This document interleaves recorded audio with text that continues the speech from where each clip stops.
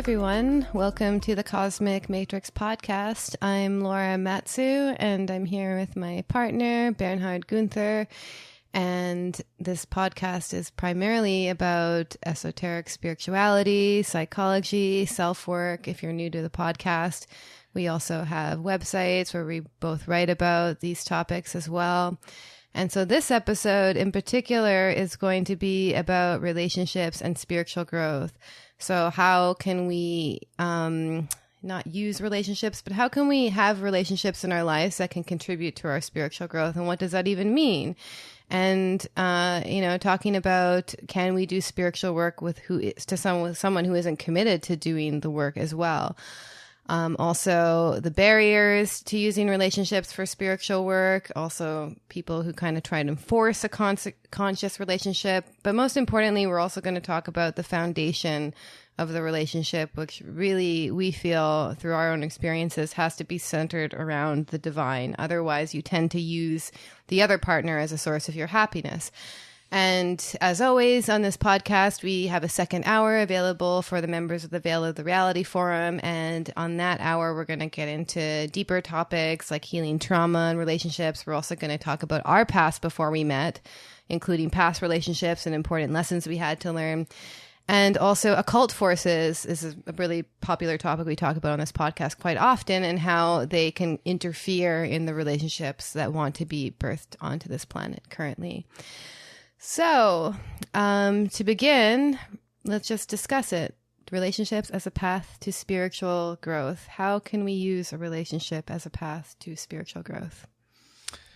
Well, that, would probably imply what does spiritual growth mean, right? Spirituality, engaging in spiritual work.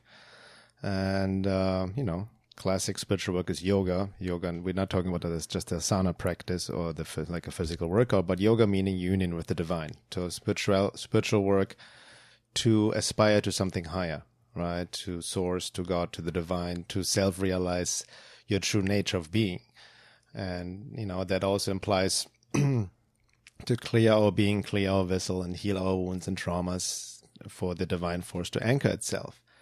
And, get out of the illusion of the ego personality, the illusion of separation, and, and essentially even transcending duality and all of that. But this process is obviously very different or very unique to each individual. Right? It's even unique to each individual within the relationship. So when we talk about spiritual work in context of the relationship, I think the first thing to talk about is how sincere is each person engaged in the work themselves, right? And again, what do you mean by spiritual work? To really, use practices to pierce behind your ego personality. And, nowadays, what comes to me with spiritual work, we're multidimensional beings, it's such a multidisciplinary approach. Right, so because we don't want to fall into the trap of spiritual bypassing, of just meditating, or spiritual materialism, meaning meaning to jump from teaching to teaching, to just look for the next high, right, and whatnot. Yeah.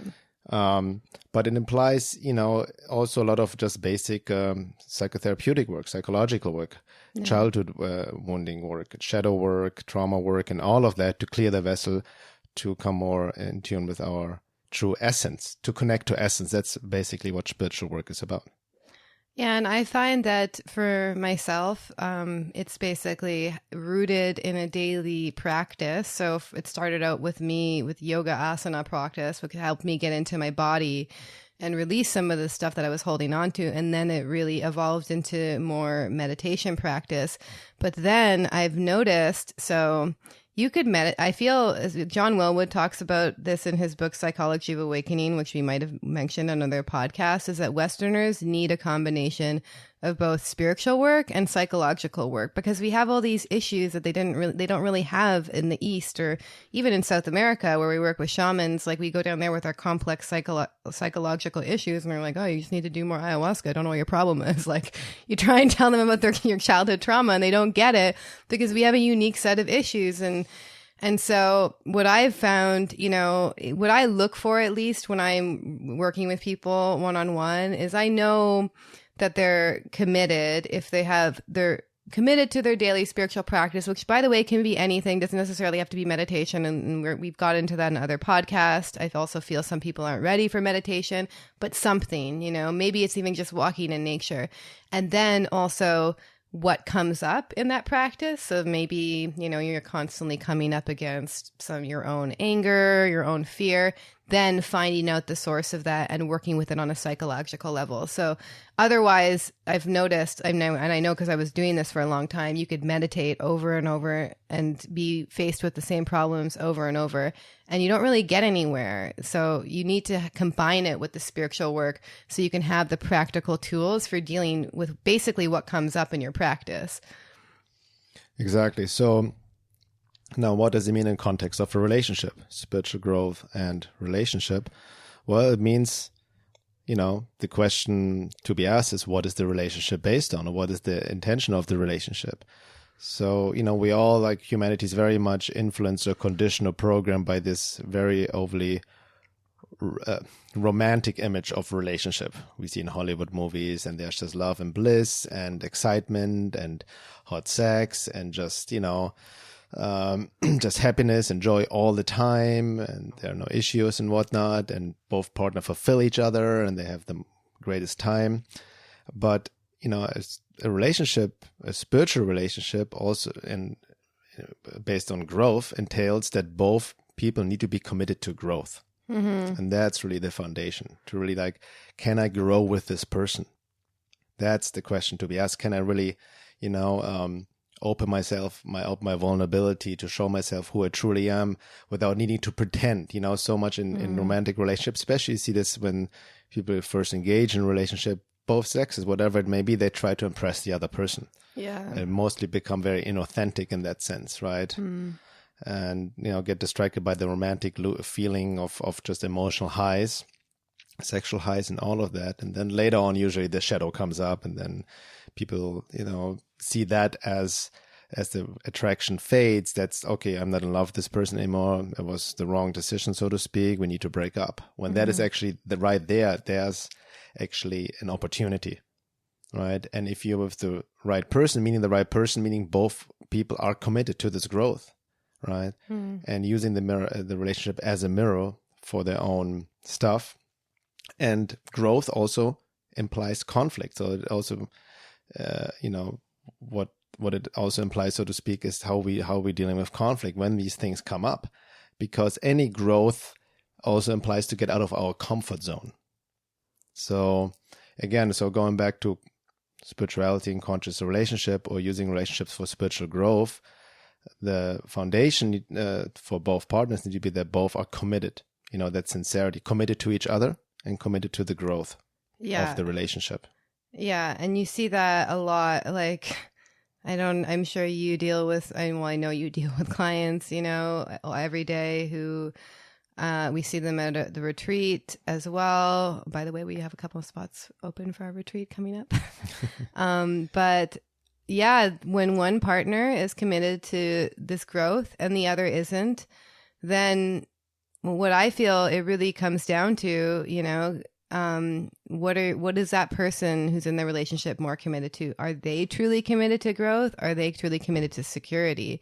Because if you're truly committed to growth and you're with someone who isn't also committed to growth, then if you choose them, ultimately you're choosing the security of the relationship and you're not choosing growth, I feel. And that can be a very difficult choice to make as well, because, we're in relationships for a really long time. We have attachments to these people, and ultimately it would take a lot of courage to let go of these safe relationships and step into the unknown. But if we're really truly committed to growth, sometimes, there will come a point where we'll have to take that step. And I see that time and time again, with a lot of my friends and people I work with, is that they're in a relationship with someone who isn't committed to growth. And so all the work that they do is it's almost like they're overcompensating for the work that their partner isn't doing. They're holding the relationship together through the work that they do. Or another thing I see is really common is a partner gets threatened by them changing, and then consciously or subconsciously tries to, it's almost like they're an Agent Smith, which is like an interference in their growth and tries to keep them down at their level. I know I've experienced that actually as well. Because it all comes down to when the relationship was formed, the first attraction, people got together, what is it based on, right? And most often what for the most part, when we get attraction on the person, there are a lot of unconscious drives that attract us to another person and why this other person is attracted to us, which we are not necessarily aware of at all. And most often what people think was actually a love, romantic attraction could actually relate it to wound bonding, right? Yeah. It's like their pathologies match or their neuroses match, which is actually fine. There's nothing, quote unquote, wrong with it if you're aware of it and then can use that in the relationship as a catalyst to heal these issues that come up naturally, because, you can, from a spiritual perspective, actually, it is even from the Gurdjieff work, or Christian esoteric Christianity, they talk about the fifth way, the way of the polar couple, of how actually a conscious relationship and using a relationship as a catalyst for growth, for spiritual growth, can literally catalyze each individual's spiritual development. Because, way more comes up in an intimate relationship, obviously. But again, going back, what is the relationship based on? And like you shared, I've also worked with many people, especially in this day and age, in the relationship, one partner is quote unquote waking up, right? And starting engaging in the work and learning and working on themselves, but the other person is not, right? And so many times people ask me then, what can I do to make him or her also engage in the work? And then these unhealthy dynamics happen, and also this misplaced hope, like, oh, sometimes in the future I think he will get it, and then, or she will get it. And, I just, he's a nice guy. It's like it's putting up with a lot of excuses, right? Yeah. And I'm not saying that people might not change, but you need to be very careful of esoteric laws, spiritual laws that you cannot give until it's asked for. If somebody wants to stay asleep, not do the work, you need to respect that free will of the person, respect the ignorance. You cannot make people do anything.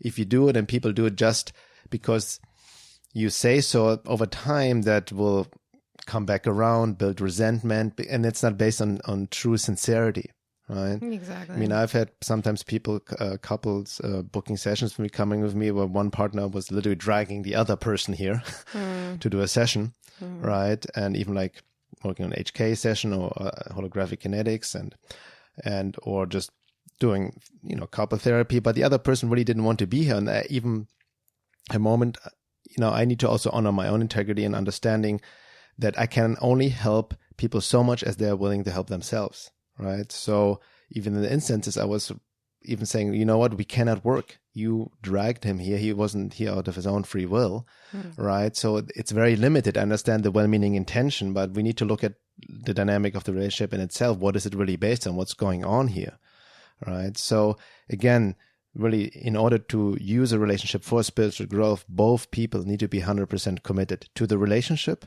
and to the growth and to their own individual process. Yeah. And like, I feel a lot of the reasons why people stay in these relationships and try to make them work is because, first of all, they don't realize there's billions of people on the planet now. Like, you could easily find another relationship if you really want to, but it's the attachment that they're afraid to let go of. So they would rather work with what they have now, even if it's broken, than try and step into the unknown and work on themselves. And I've noticed,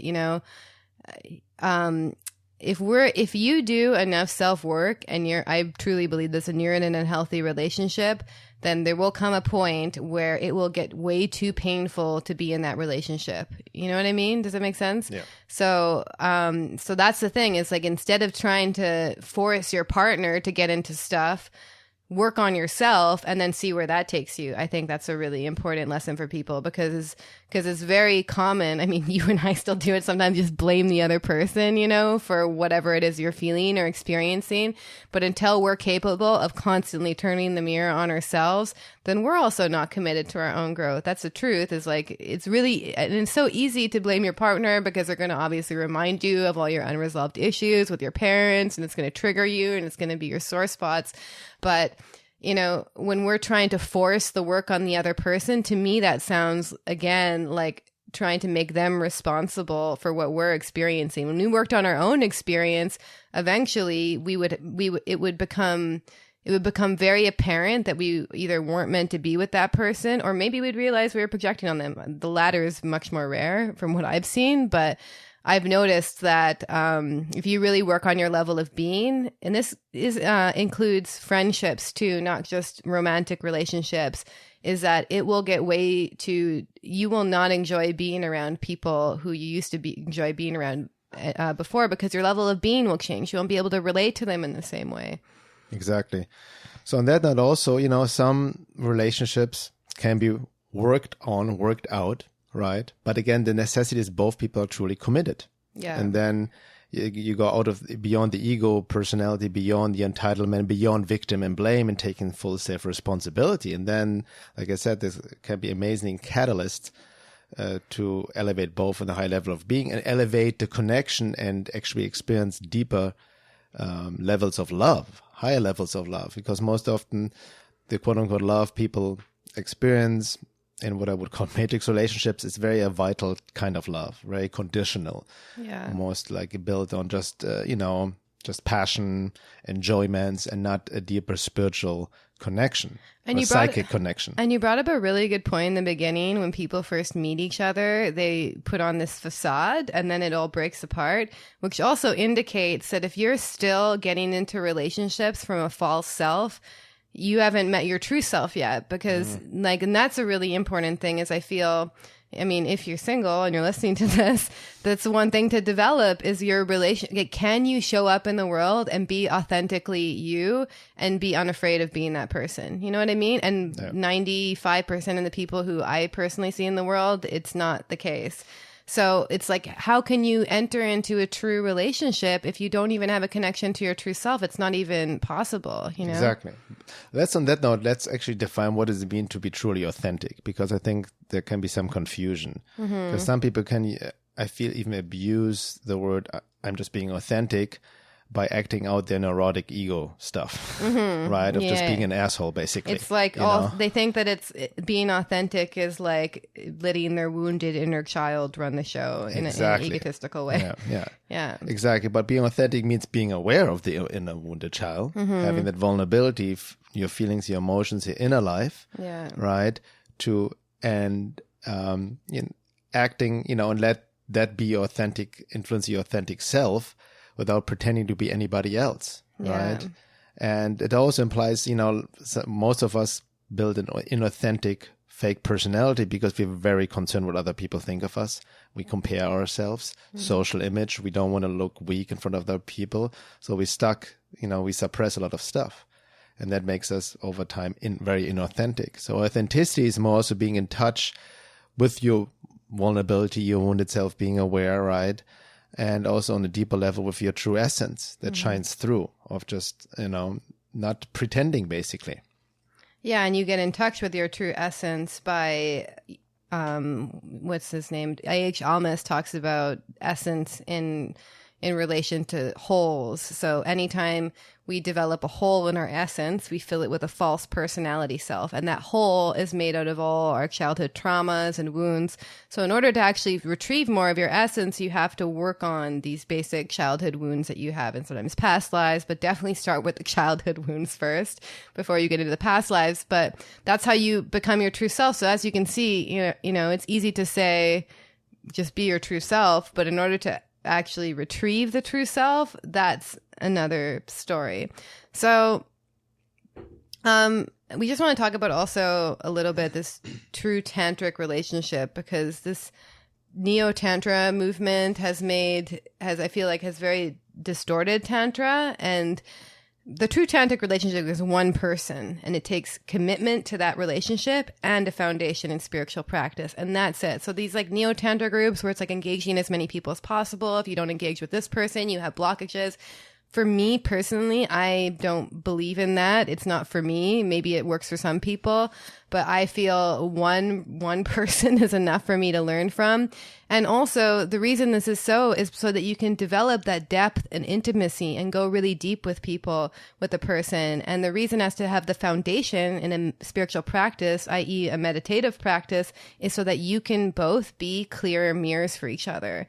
So I feel that, when we get involved with someone, it really needs to be, if we want to use a relationship for spiritual growth, yeah, we could get in polyamorous relationships, but I haven't personally seen that work out for people. It needs to be one person. And we need to also both have our own spiritual practice so that we can serve as clear mirrors for each other. Yeah, let's even talk about real quick, define Tantra or Tantric relationship, because the worst thing that happened in the West, that literally Tantra is associated with sex, sexual energy. Yeah. Like it became a synonym. Right, similar like with shamanism equals ayahuasca medicine plants. Yeah, exactly. That's like a very small fraction of shamanism, and even ancient shamanism, there was no medicine plants whatsoever. It's a way of life. So same with Tantra, it's not about finding sexual bliss or using orgasms to come closer to God or engage in sex magic. A lot of that is based on actually distortion or spiritualizing a lot of lower vital desires and all of that. So anyway, there has been just a lot of distortion. But what is a true tantric relationship? True tantric relationship is like a deep devotion, like deep commitment, deep devotion, and a foundation. And I'm actually not initiated in any tantric tradition, but this is what I've learned from my teacher, Reggie Ray, who he does teach true tantric relationships, and he talks about the tantric consort. So the tantric consort is like exactly the person who you're going to learn from the most. And they're also going to be the person who's going to trigger you the most. But see, then got to watch out, because this could also be distorted by people. It's like, oh, this abusive guy is triggering me. He must be my tantric consort. Totally not true. You both need to be committed to the relationship and be committed to your spiritual practice. And as a foundation in spiritual practices, like a practice that Reggie Ray teaches is called beholding the beloved, where, it has nothing to do with sex. It's just gazing at the other person's eyes for 11 or 31 minutes, or I think he says doing it in 20 minutes. And so, if you can do that with your partner, then you really get to witness them, and you get to really see who they really are. And through seeing who they really are, you understand who you really are. Yeah.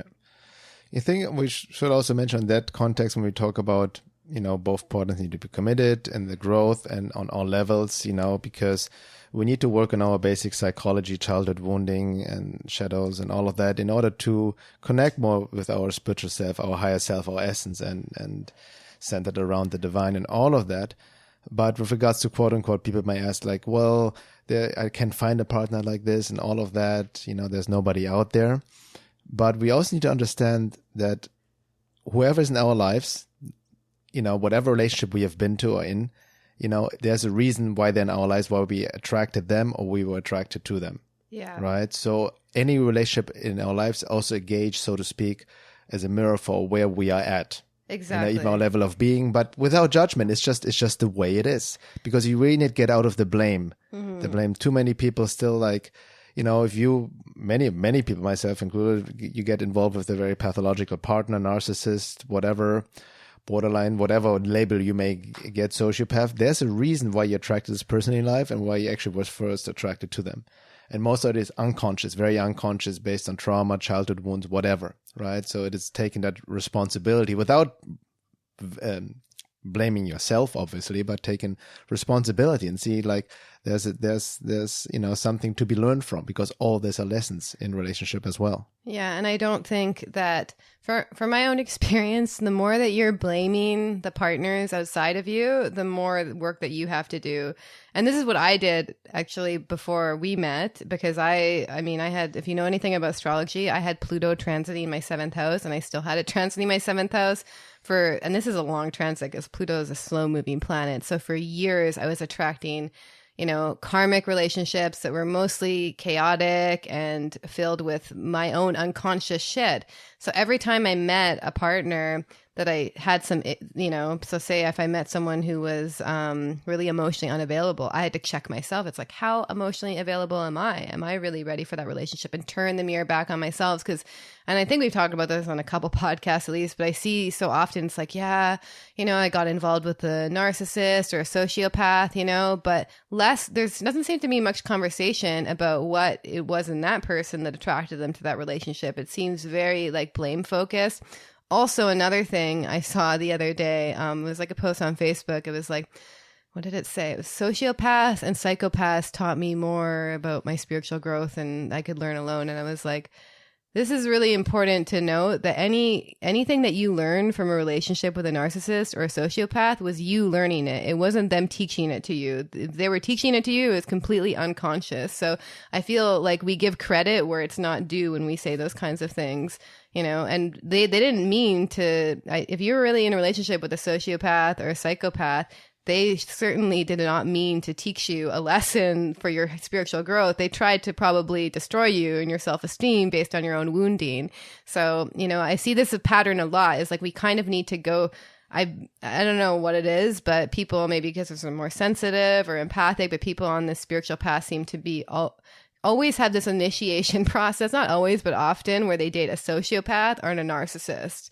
And then the next stage is to break out of this stage where they're constantly talking about narcissists and sociopaths and whatnot, and then also turn the mirror on themselves and look at where they were wounded, and then just let it go too, like move on with your life. Why do you need to keep talking about it as well? Yeah.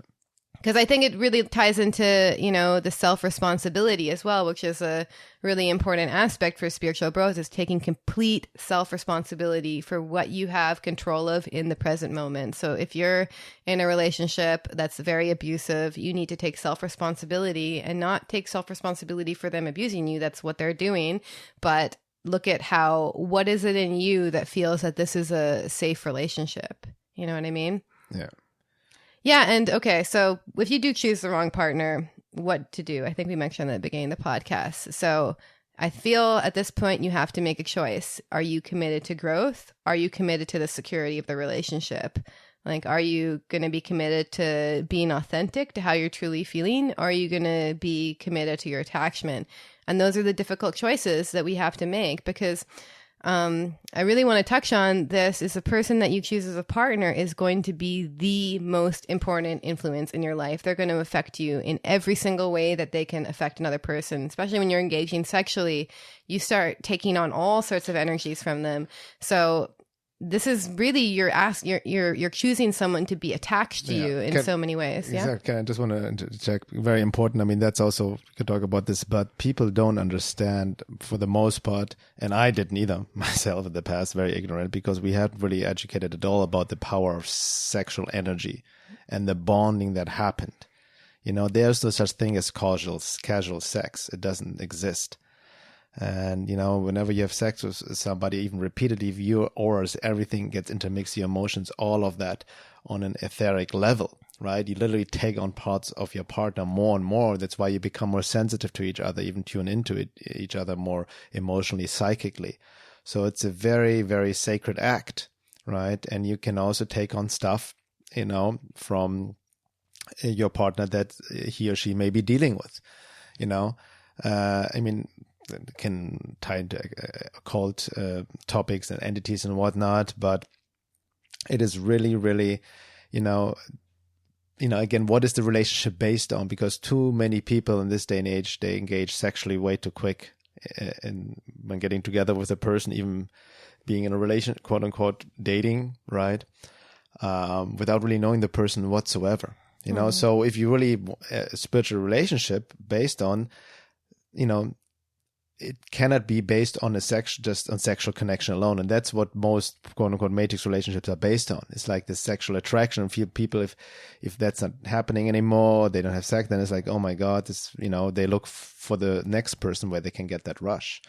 But I don't want to, again, divert too much from what you just said. I just want to emphasize how sex is just very much of a sacred act. And essentially in a spiritual relationship, it's even going beyond the sexual act itself, right? And transmuting the sexual energy to a higher, more refined expression, which expresses itself even beyond the act itself. Yeah. Yeah. And I think you kind of touched on something important, as somebody who goes from relationship to relationship is usually an avoidant attachment pattern. So avoidant attachment is someone who tends to, simply avoid relationships, but it's not necessarily true. They avoid commitment and intimacy in relationships. So they get into relationships, and then once it actually becomes committed, then they move on to the next partner. And then anxious people are the type of person who's like always waiting for a text back and, you know, constantly in their head about it. And anytime the person pulls away, the avoidant person tends to pull away a lot. The anxious person gets drawn closer. So even understanding what a secure, like this was a huge lesson for me, is understanding what a secure relationship looked like. And then when I met people, and by the way, majority of people in the dating market are actually going to be anxious or avoidant. That's why they're not secure. People who have secure attachment tend to get into relationships and stay in relationships. So the majority of the people out there are actually not, don't have healthy attachment patterns. That's why people are like, oh, there's no one out there or whatever, because they're rare. Because you also have to develop that within yourself as well. So I feel just even learning, goes back into what we're talking about, how basic psychology is so important. Learning what a secure relationship looks like is so important, and a safe relationship, because the thing that makes a relationship safe is someone who can calm your nervous system, who doesn't agitate your nervous system, doesn't put you into fight or flight. Because if you're living in an environment with someone who you feel like tense around, then that's just going to make you sick over time. Your nervous system is going to get shot, and that's also not going to help your own spiritual growth. And this is kind of leads into this idea, the safe relationship will help regulate you. And then, you know, the way that I see it is that we need to have some kind of baseline of security and calmness in our lives in order to grow spiritually. If we're in fight or flight survival mode, then we don't really have access to this higher knowledge and higher centers. So choosing the right partner who has some sort of secure attachment, and also, you know, has some understanding on their own being and nervous system and how they respond to events in their lives is really important, because this is someone whose nervous system we're going to be attuned to, especially if we're living together. Yeah. You know, that reminds me of, like, in terms of choosing the right partner, right? Because we, as I said before, most of us, it's an unconscious choice based on unconscious attraction. And most often we also choose a partner, you know, because of this romantic attraction, which, you know, gets our heart pumping, and we think of the person all the time. We get excited. You know, these emotional projections. That's how it's almost an unconscious choice. That's almost the biology working, right? And I remember, I don't know if it was Gurdjieff or A.H. Almas talking about it in terms of a relationship in an esoteric, quote unquote, context. You know, the more you are connected to your true self, the more you have healed within yourself or are aware, you know, when you have a true attraction to somebody, or somebody is actually a good match for, you know, where essence would match and not the personality, you know that? That was Gurdjieff, I think. Gurdjieff, exactly. Then there's actually less of this romantic attraction, less of that excitement. There's just a sober recognition. Yeah, romantic, that feeling, that kind of like heightened romantic attraction where suddenly this person comes in your life and you think that all of your problems are solved, is actually a huge red flag, because that shows that your childhood wounding, your inner child is like, oh my God, someone's coming along and they're going to heal everything my parents did to me. That's the irony. The more you have this romantic louche, almost, so to speak, or experience of emotional high when meeting a person, the more, even from a basic Jungian perspective, the more there is shadow projection involved, right? The more projections are activated. Yeah, and that's not necessarily the case that if you meet someone and there's romantic projections, don't get involved with them. I just noticed with our own relationship, I had to let those romantic projections almost burn themselves out and see what they were made of, so I could really get to know who you really were. Yeah, that's a good point. It's not, because most experience this as well, but it's just being aware of it. And if both partners are aware of it, then again, you can use that as a catalyst for growth for both of them. Exactly, because you can work through those projections. Because you work through them, you own them, you take them back. And that entails also, when we talk about choosing a partner, you know, we mentioned before, both people are 100% committed to growth, but it also implies that each person needs to have a basic level of understanding, especially in this day and age. If you want to be in a conscious relationship, spiritual growth, and have all, you know, this conscious love, so to speak, you need to be aware of basic relationship psychology, basic how your old childhood stuff will, you know, be projected into a relationship. like these basics, psychological laws, so to speak. Yeah. I feel in anybody who is sincerely on the path towards quote unquote awakening, working on themselves, psychologically, spiritually, emotionally, on all levels, then naturally you will learn more about this and become more aware of it. So if you really, people always ask, where can I find this conscious partner? I say, well, you need to become that yourself. Yeah. The more you're sincere within yourself, apply the work, change, and through that inner work, change your level of being, change your quote unquote frequency, then you will also attract more that match naturally without needing to look for it. Yeah, when we're looking for this perfect relationship, we need to also look at what we bring to the table as well.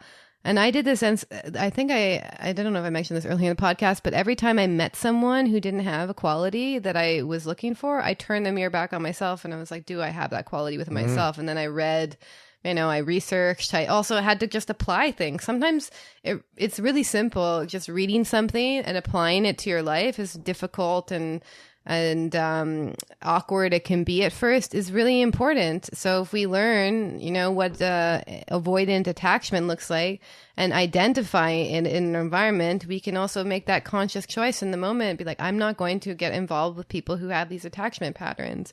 And so that also comes down to our sincerity and taking full self-responsibility for the people that we're attracted to. And I think it's, instead of just getting into relationships because we're attracted to someone, I think this is also an aspect of spiritual growth, is more getting curious about why we're attracted to that person and kind of unpacking it in our mind and our being as well before we dive into it. Because I see so many people, they're like, oh, I'm attracted, I felt love from them. First of all, if you're making someone the source of love that you feel, it shows that you're disconnected from that love within yourself. So if you can only feel love when you're in a relationship, that also shows that you're disconnected from love. So you're looking for someone as a source of all that. So it's like any other addictive pattern, like Gabor Mate talks about, addiction as a way, so we make addiction, whatever we're addicted to, the source of some part of our essence that we've lost. So a lot of people, if they're looking for a relationship for security or safety, then at some point in their life, they lost that sense of security within themselves. If they're looking for a relationship for attention or love, then at some point in their life, they lost this attention and love for themselves. So anytime we need a partner in order to feel these qualities, actually just points to what we're missing within ourselves. Yeah.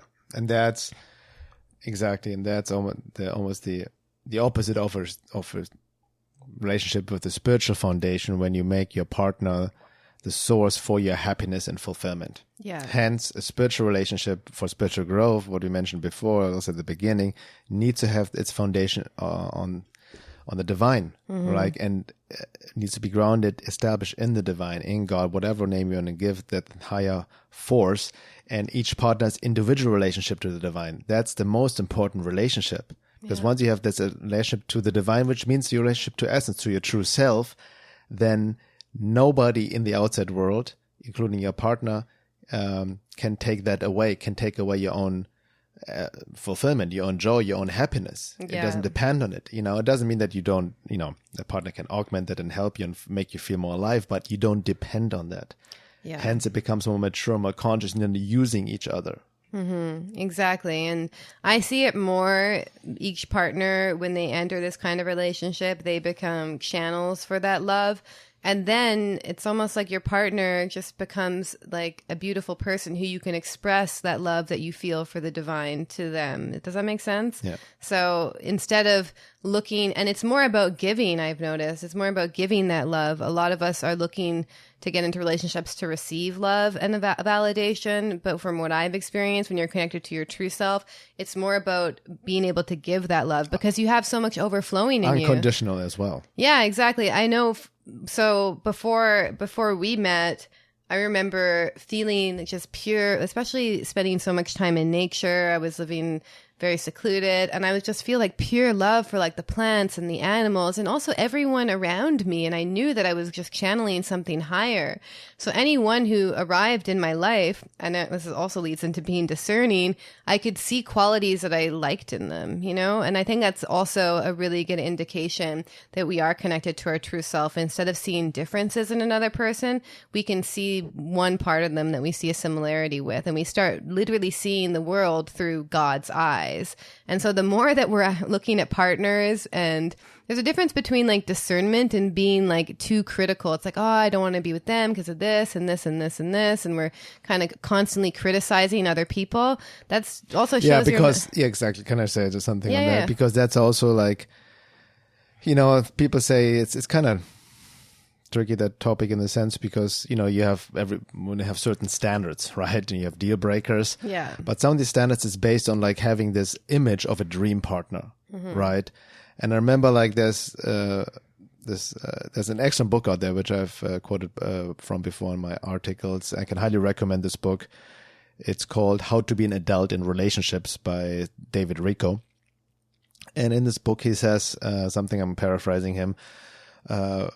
He says, as long as you're looking for a dream partner, you know, as long as you have an image of a dream partner, it's an indication to have to do some serious work on yourself. Yeah. Right? Because you're projecting some ideal outside yourself of something that may fulfill you. Right. And those positive projections, even though maybe at first we get off on the high of them, they're actually a disservice to the person that's in front of you and you're trying to get to know, because you're overlaying this godlike, you know, you're putting them on this pedestal instead of getting to know who they really are. And for me, true love is not some perfect person. It's being able to love someone, you know, through their challenges and through the things that they're trying to work on. That's also how you support each other's spiritual growth. And the more that you expect your partner to be perfect, the more you're also don't understand what it means to truly spiritual grow, because it's also through your imperfections that you really, I mean, paradoxically start to understand your own perfection. Yeah, and that's a good point with positive shadow projection, because it happens you literally, and positive shadow projection combined with not having a spiritual foundation, not a personal, your own spiritual practice in or relationship to the divine, you make the partner into the image of God, like, which is supposed to fulfill everything. This putting the partner on the pedestal, like feeling all these amazing things for him or her, but then sooner or later it will all crumble. Right, the house of cards will topple, the illusion will topple. It's all just based on projection. Then usually it turns the opposite. It turns a negative shadow projection, and the so-called love turns into resentment and hate and all of that. And now, ironically, we've even experienced it in our work. Some people also positively project on us, positive shadow projection, right? And then we do say something which triggers people, and then it turns around and we get projected on negatively, right? That happens in everyday life as well, but it's really important to being aware of shadow projection. You know, not just negative, but positive.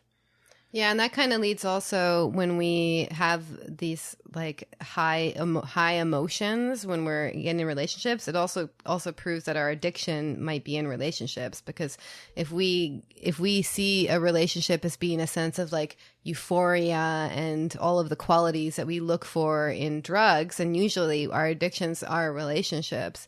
And so there's two types of people, usually people who are addicted to relationships and who are overly relationship phobic.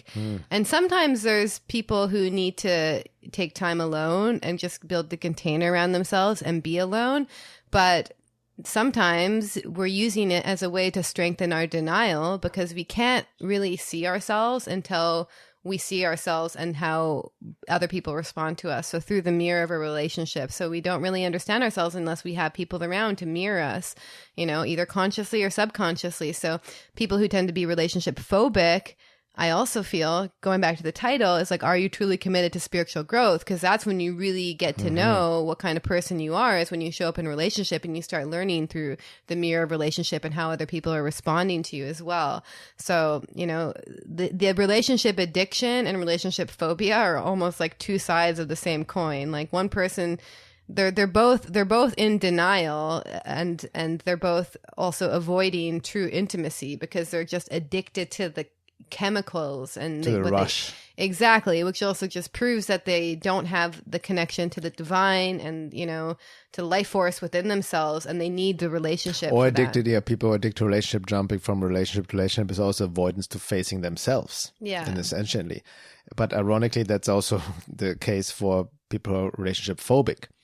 We're also endlessly waiting because, and I've noticed people who are relationship phobic or also in the sense neurotically always a bit in victim and self-pity. They can't find the right person and there's no one, and even no one out there. And even sometimes it turns into like even what's coming through unconsciously or consciously, some really like resentment for the opposite sex. Yeah. Right. And I have to say, generally speaking, I see it especially with women nowadays. All men suck. There's nobody out there anyway. I'm going to be just single for the rest. And even take pride in that, but it's like a wounded ego response, actually. Yeah, exactly. And that's another thing. I mean, I had to work through that personally is because I had, like issues with my own father and masculine figures in my life. And you have to have a healthy relationship also, not only with your own, with masculine people in your life. If you're a woman or if you're, gay, obviously it's going to be different, but whoever the sex is that you're attracted to and the essence within them, you need to have a healthy relationship with that within yourself. And also because on a basic level, it's like working through all your past relationships, I feel is a really good I meet so many people who are like, oh, I'm ready for a conscious relationship, but my ex is such a dick or whatever, and they haven't really cleared out the karma, I guess you could say, of their past relationships. And they just want to get into another relationship because they just need to almost fill that hole within them, So anytime you have any, of course, maybe your relationships in the past weren't perfect and you probably don't want to be a part of some of their lives. That's one thing. But if you're holding any resentment towards them, that's also a sign that there's more healing work to do, because whatever resentment you're also projecting on a past partner, I guarantee you 9 times out of 10 has to do with your early childhood, and more stuff to look at there as well. So it also kind of leads into both partners have this foundation in self-work before they get into a relationship, because this is like the toolbox that you arrive to the relationship with. So if you arrive to a relationship without, for instance, understanding positive shadow projection and shadow projection, then you're going to just get into the relationship in chaos, and also just this basic self-understanding. So self-reflection, self-inquiry. So someone, learning how to work with triggers, and also, learning how to work with what comes up in the relationship, because what I've noticed is, you can learn a lot of new skills when you're in a relationship, but each partner brings their own toolbox to the relationship. So you have to look at like the tools you have for managing, especially difficulties in a relationship, when you arrive to the relationship. And you can even test this out before you meet someone and when you're single, because you can apply these tools to any relationship in your life, not just a romantic relationship as well.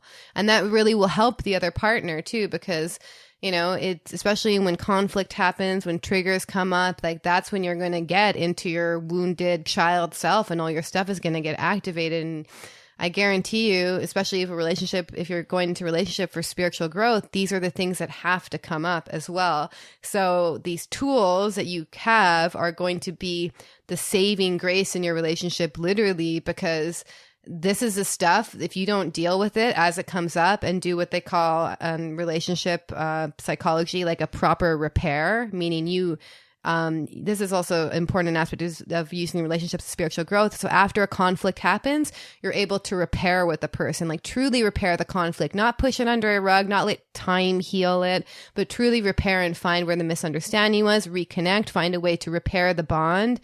And this is what your tools are going to be able to provide you with, because what I see in my relationships and a lot of relationships is these little resentments that build up over time. It's like, it creates this backlog. And then every single fight is like a compilation of all the fights from the past. And then eventually that gets to a breaking point. So these tools and ability to repair after conflict are so important. Yeah. I've also noticed that, and the more you're actually sincere in that process as individuals, the more heightened these issues will come. So the less you're able to hide from each other. Yeah. Because the higher level you're being, the less you're able to lie to yourself, the less you're able to suppress, the more every little thing comes apparent as a way to confront and transmute. right? To a higher level of being. And there's also, as a foundation of the spiritual foundation besides having this connection to the divine and God.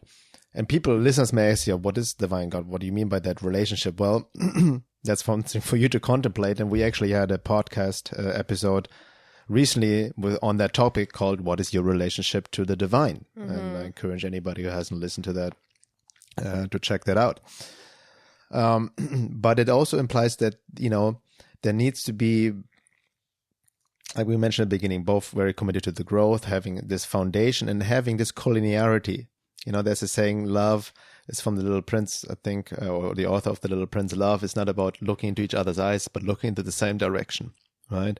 And that's what an evolutionary love relationship with the foundation and divine is also about. It's not about escaping into this private sphere of our pleasure and just enjoyment for a couple, right, in this romantic bliss bubble, but, doing the greater work here, right?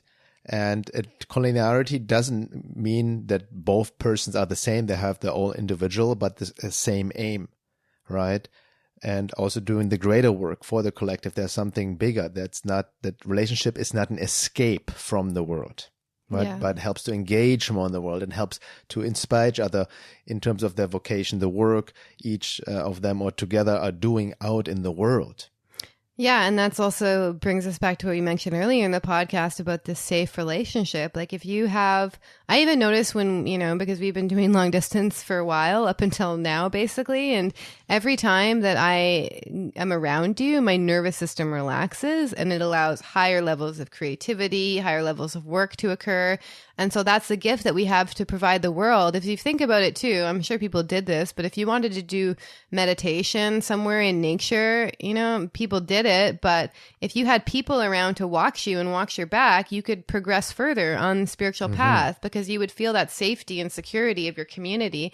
And I feel also as well, if we had the safety of a relationship, it allows this higher wisdom and higher path to open up for us because we're not just focused on this basic survival and acting out, the karma of our ancestors over and over again. There's so many patterns that are, I feel we need to break a lot of our ancestral patterns, many of us right now, because the relationship that we're trying to create on this planet currently, I feel, especially people who are involved in spiritual work, I don't feel has existed and has a possibility to have existed any time before in history, because even if you look at your grandparents, my grandparents, I know, it was mostly security. My grandmother, very young, knew she needed to have a man in order to even own property back then, most likely. So it was basically security based. And, so that was the foundation of the relationship, and the emotional compatibility was not there. And then this also, we're going to get more into this in the second hour of the podcast, but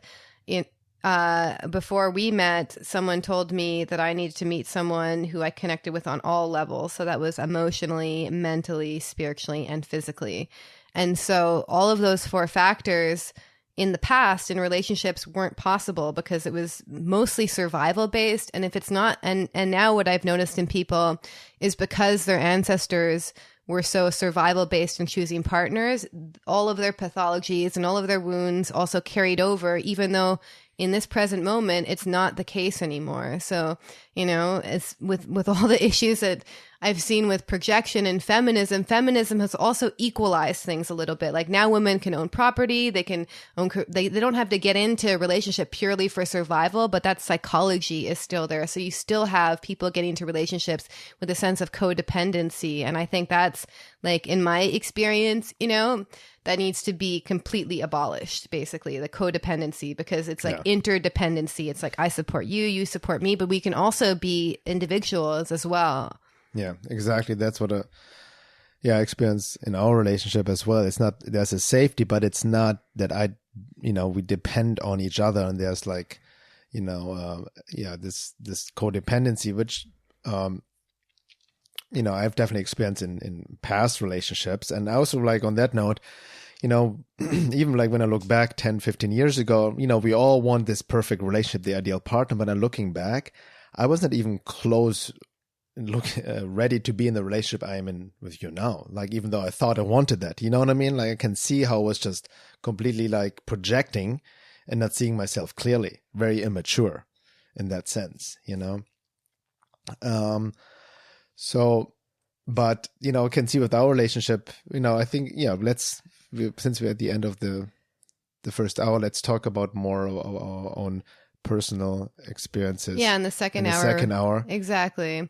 And I just want to also note, you know, I'm sure anyone who's listening to this is also interested in relationships and spiritual growth, is you also can't force a conscious relationship. Oh, no. So I see that so often. It's like, oh, this is what a conscious man looks like. This is what a conscious woman looks like. And then people try and emulate themselves to be that. And then they try and like, it's almost like this facade of like forcing a conscious relationship. And you have so many people who... What was these articles were out there going around for a while? What a conscious woman wants in a relationship, or a conscious man should do in the relationship. These are like, it's a very, that doesn't even make sense. Yeah. The titles already. Yeah. Right? But anytime you're also trying to force something also is an indicator that something's not quite right. Because I know, and we're going to lead into this in the second hour, is that somewhat paradoxically, before you get into a relationship, you also have to give up this idea of having a relationship. So, you know, except if you're truly, the divine is the most important relationship in your life, you also have to give it up to the divine and ask, is relationship part of my own soul purpose and part of my own growth? And for some people, it may not be. And that doesn't mean that there's anything wrong with them. It just means that, and it also means that you will actually find true happiness in not being in a relationship. So we have to, in order to give our life and surrender up to the divine, we also have to give up the relationship. Because anytime we still feel that desperation for a relationship, it also means that there's something missing within us, and means we haven't truly surrendered as well. It goes back to what people are truly looking when they're looking desperately for their partner, some fulfillment outside themselves.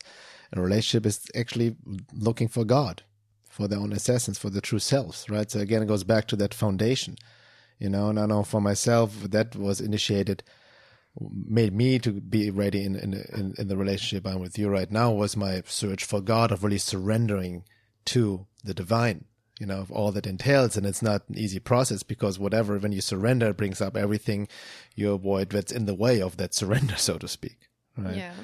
So... and I also wanted to note, like, the irony of a conscious relationship, it brings up all the unconscious stuff in a conscious. The only difference in a conscious relationship, if both partners are compatible and aware and work with that foundation and commitment for growth, you can use it as a catalyst. It's an alchemical, sacred container that can, you know, transmute all the shadow into light. Mm-hmm. But the unconscious stuff will come up in a conscious relationship. Yeah. That's the irony in it all. Yeah. So usually right in the beginning. That's exactly, especially at the beginning. So what are we talking in the second hour? Yeah. So we're going to go deeper into this choosing a partner who you align with on all levels. What does that mean? And how do you even do that? And really, I'd like to share our own past before we met. So this includes, like, you know, our past relationships and lessons and what we had to learn before we got together. And I mean, for me, I know it was like, even in early, I think in 2013, maybe it was even earlier that, there's a point where I was like, I need to work on relationships. And it was years of working, like 6 years before we met. Or when did we meet? 2018? I forget. Anyway, it was years of working on myself and also getting involved with the wrong people before I was like, and then I gave up a relationship and then we met. So I want to go in deeper into that story. And also what we kind of touched on is like healing trauma in relationships, because relationships for spiritual growth, it can be an amazing catalyst for healing trauma as well. And this is through safe relationships, also embracing conflict in relationships. And a really big topic is how occult forces and interferences can come in these relationships that want to be born, because these are also tests as well, is tests to the relationship and tests to our own sincerity. And anyone who's been listening to our podcast, for anyone who's new, you know, these occult forces are exactly what tests the sincerity of the spiritual seeker as well. Exactly. And I also want to, on that note, I want to also address on the topic of occult forces.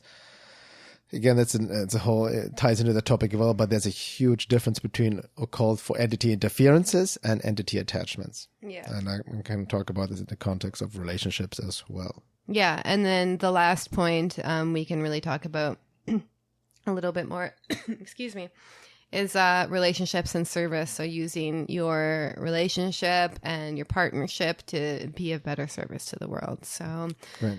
we hope you listen to the, excuse me, you're going to have to close this. I'm coughing.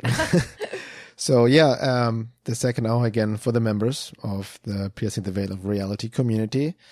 If you're not a member already, you can sign up at veilofreality.com. The membership gives you access to all the podcast second hours and also to the monthly Zoom group call we have with our community, and obviously as well for the forum. And there's a lot of activity happening on the membership forum as well. So yes, you can sign up at veilofreality.com. See you on the second hour.